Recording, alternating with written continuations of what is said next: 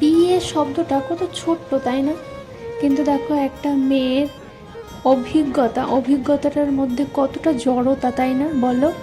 সেই অভিজ্ঞতার সম্মুখীন হতে হয় বিয়ের পর থেকে আস্তে আস্তে ধীরে ধীরে অনেক রকমের, তাই তো?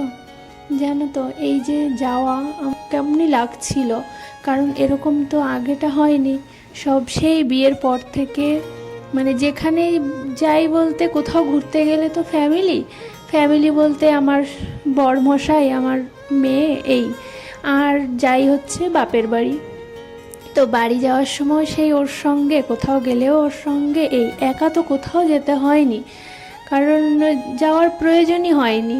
এখন দেখো হঠাৎ করে যেন নিজেকে একটু কেমনই লাগছে, কি বলবো। তো যাই হোক, চলো দেখি এই অভিজ্ঞতা একটু নেওয়ার চেষ্টা করি কেমন লাগে। তো এই যে যাওয়ার জন্য দেখো প্রস্তুতি যতটা পারি, যাব বাসে রাত্রের বেলা। টিফিনগুলো সব তৈরি করে নিলাম, রাতে খাওয়ার সকালে খাওয়ার, রুটি পরোটা। জয় বজরং বালি, জয় ভোলেনাথ, সবাইকে ভালো রেখো। ঠাকুরের নাম নিয়ে বেরিয়ে পড়লাম। আমরা 17 তারিখ রাতে বেরিয়েছি, এসি বাস। আর বলো না, আবার বাসে মানে এই যে বাস দেখে এই ভয়েস দিতে গিয়ে এখনও যেন আমার সে গায়ের মধ্যে কেমন করছে। বিশ্বাস করো, মানে কেন যে এসি বাসে গেলাম, তখন বেশ বৃষ্টি ছিল, ঠান্ডা ঠান্ডা ছিল, কোনো দরকারই ছিল না, মানে এতটাই খারাপ লাগছিল কি বলবো। এই দেখো বাসে উঠে যে যার মতো সিট নিয়ে বেশ বসে যাবি না, গরম গরম এসি কে বলছে রে। আমি স্লিপারেই নিয়েছিলাম, কারণ বসে বসে সারা রাত ধরে যাওয়ার ক্ষমতা আমার নেই, আছে তবু কষ্ট হবে বাচ্চা নিয়ে। তো এই ওপরে উঠে দেখো সারা রাত ঘুমাতে পারিনি, বিশ্বাস করো, উঠেই গা গোলাচ্ছে।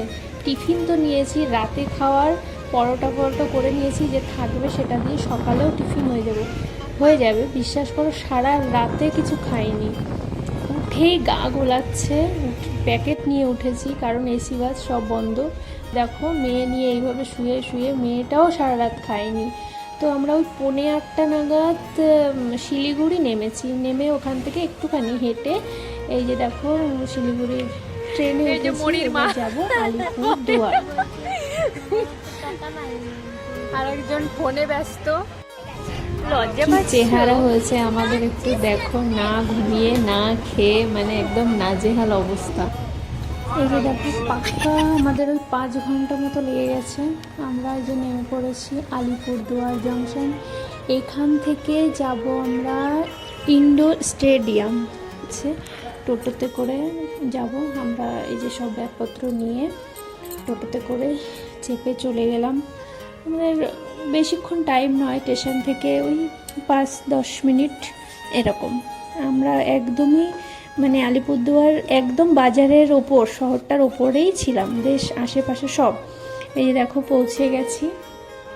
পৌঁছে এখানে একটু আমরা বসলাম, ওরা কথাবার্তা বললো, কারণ আমরা আগের দিন পৌঁছে গেছি, ঠিক আছে, ওই জন্য ওখানে থাকার ব্যবস্থা ওরা দেবে না, সেই একটা নিয়ে কথোপকথন হচ্ছে। সেখান থেকে ওরা গেল হোটেল দেখতে, আর আমরা যে স্টেডিয়ামের ভেতরে একটু ঢুকে দেখলাম, দেখো কত বড় স্টেডিয়াম, এখানেই ওয়ার্কশপটা হবে। তো এখানে আমরা দেখে টেকে একটু বসে রেস্ট নিয়ে ওরা আবার এলো, এসে এবার আমরা সবাই মিলে চলে গেলাম হোটেলে। আমরা যে হোটেলটায় উঠেছিলাম, বিশ্বাস করো মানে এত ভালো ওরা, হোটেলটা একটু কমা হলেও মানে ওদের ব্যবহারটা আর রান্না বান্না বলবে মানে কোনো অসুবিধাই হয়নি, এত ভালো। তো আমরা গিয়ে দেখো খেতে খেতে 5টা 5:30, দেখো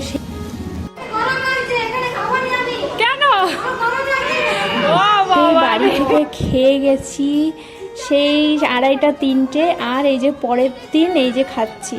সকালবেলা ট্রেনে বসে কিছু মিছু একটু খেয়েছি, বাস। আমার মেয়েটাও সেম তাই। আজ তাহলে এটুকুই, আবার